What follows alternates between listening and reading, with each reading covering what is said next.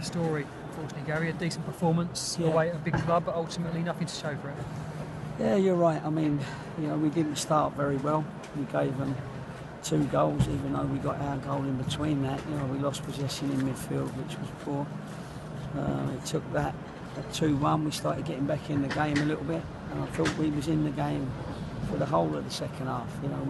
We did pass the ball better, other than for the first 20 minutes, and we did cause them a problem, and their crowd were getting a bit nervous. Certainly their bench was getting very nervous at 2-1, and we had a couple of half-decent chances. With the one that deflected over the top with Macca, and then Joel Grant really should have tucked that one in the corner from where he was. We were just saying in there that we've had 3 really difficult games against top teams in Southampton, Derby and Forest, and we have been in them all. But what they've got is just that little bit. We've got to be careful, because they're going to have that extra little bit of quality that you pay for. And our lads are, we're all a bit disappointed, but our lads are trying, and they're doing their best, and we're just a little bit short when it comes to the top. Now we've got to make sure that we fight like Billy O to make sure we're better than 3 other teams that are around us. Do you know what I mean? This would have been a bonus one. We know what they're like here. They beat West Ham 5 or something, 5-0, and beat Blackburn 4, and then they beat someone else, Watford 4. So we're not the only ones, and you can see if you let them play, they're a fantastic football team, especially in the final third, and that is where we're lacking really. Not our forwards necessarily, but that final pass, that final shot, that final cross, whatever it is, we just haven't got what the other team's got, and that's obviously what you pay for. Another goal from Keeper Moore. That's 3 now. He's on a good run, isn't he? I thought he played well, actually. I thought he led the line well. He tried very hard. It was a super header, very brave. He's getting better, and I'm really, really pleased that he is getting better.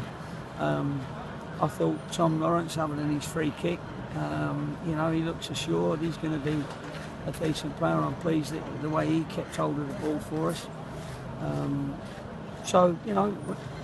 I just said in there, we're not a million miles away, but the reason why we ain't going up to the Premiership is because these teams have still got that extra bit of quality over us. Joe Rawls went off in the first half. What's the latest on the injury he sustained?